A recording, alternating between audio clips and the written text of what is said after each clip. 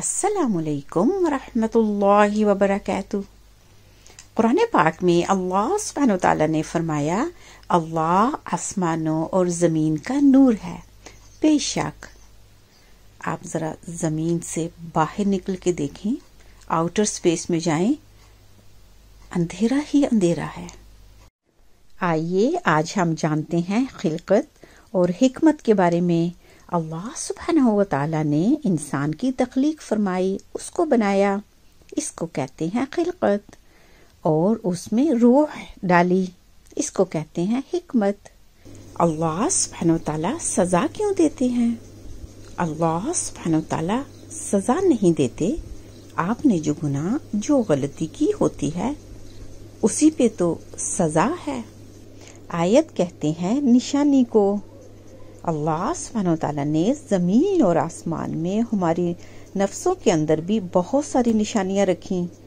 نشانی کا مطلب ہے جس کو دیکھ کر اور جس کو یاد کر کے اللہ سبحانہ وتعالیٰ کی یاد آئے۔ فرشتے بادلوں کو ایک جگہ سے دوسری جگہ موو کرنے کے لیے کوڑے سے مارتے ہیں، جس وجہ سے گرج کی آواز پیدا ہوتی ہے۔ اللہ سبحانہ وتعالیٰ نے قرآن پاک میں فرمایا، ہم نے انسان کی بہترین تخلیق فرمائی۔ آئیے اس کو سمجھتے ہیں۔ تقویم لفظ قامہ سے نکلا ہے۔ قامہ کا مطلب ہوتا ہے اپ رائٹ کھڑے ہونا، سیدھا کھڑے ہونا، بیلنس کے ساتھ، ادھر ادھر نہیں گرنا۔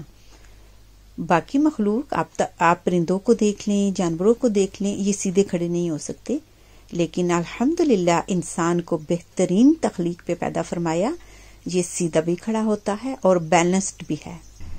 برداشت کیسے پیدا کر سکتے ہیں؟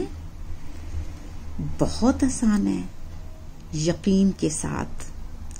جب آپ یقین کریں گے کہ آپ برداشت کر سکتے ہیں تو انشاءاللہ برداشت پیدا ہو جائے گی۔ کینٹ ایریاز کی بنیاد سب سے پہلے حضرت عمر رضی اللہ تعالی عنہ نے رکھی۔ انہوں نے مجاہدین کے لیے ایک ایریا بنایا جس میں ان کی رہائش سے لے کر کھانے پینے اور علاج معالجے تک کا سامان مہیا فرمایا۔ ان کو جنگی سکلز سکھائے جاتے۔ جب مجاہدین مل کے بیٹھتے تو ایک دوسرے کو موٹیویٹ کرتے، ان کو عام عوام سے دور رکھا جاتا تاکہ دوسرے لوگ ان کو ڈسکریج نہ کریں۔ جی ہاں، بالکل گارنٹی ہے مکمل۔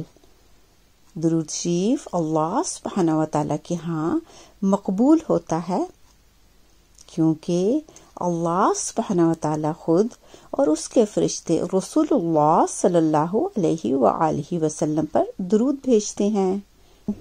سوال، ہمیں درود شریف کیوں پڑھنا چاہیے؟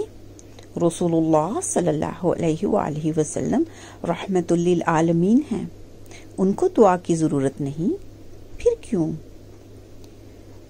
درود شریف ہمیں پڑھنا ہے، پڑھتے رہنا ہے اور پڑھتے رہنا چاہیے، کیونکہ رسول اللہ صلی اللہ علیہ وآلہ وسلم نے ہی تو ہمیں اپنے رب سے ملوایا، اس کے بارے میں بتایا، ہم رب کے قریب ہوئے، اس سے عشق کیا اور پھر اس کو اپنا محبوب بنایا۔